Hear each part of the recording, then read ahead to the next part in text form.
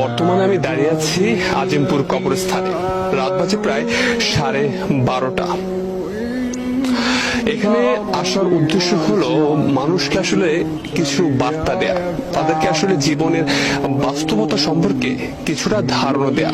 ঢাকা শহরের ব্যস্ততার ভিড়ে আসলে আমরা অনেকে ভুলে যাই দিন শেষে আসলে আমাদের কোথায় যেতে হবে। আপনি যদি দেখেন এখানে প্রায় হাজার হাজার কবরস্থান রয়েছে। আমরা আসলে আপনাদেরকে একটু ঘুরে দেখাতে চাই জীবনের করুণ বাস্তবতা। দেখুন, পরিবেশটা দেখুন এবং এই কবরস্থানগুলোর দিকে একবার তাকান। এদের কিন্তু প্রিয় মানুষ ছিল, বন্ধু ছিল, কত আত্মীয় স্বজন ছিল, কিন্তু আজ দেখুন এই রাতের বেলা গভীর অন্ধকার, এদের পাশে কিন্তু কেউ নেই। আপনার বেলাও কিন্তু ঠিক একই ধরনেরই ঘটনা ঘটবে। আমরা যদি এই সত্যটা উপলব্ধি করতে পারি, হয়তো আমাদের জীবন অনেকাংশেই বদলে যাবে। রাত গভীর হলে কবরস্থান যেন আরো নিস্তব্ধ হয়ে আসে। পুরো পরিবেশ স্মরণ করিয়ে দেয় সব রাস্তা একদিন এই নীরবতার দিকেই ফিরে আসে।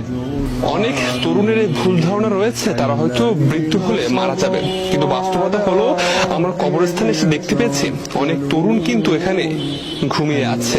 তারা কিন্তু চলে গেছে পৃথিবী ছেড়ে। এবং আপনি দেখেন আমার সামনেই কিন্তু একটি কবর রয়েছে যেখানে আমাদের মতো তরুণী কিন্তু ঘুমিয়ে আছে চিরনিদ্রায়।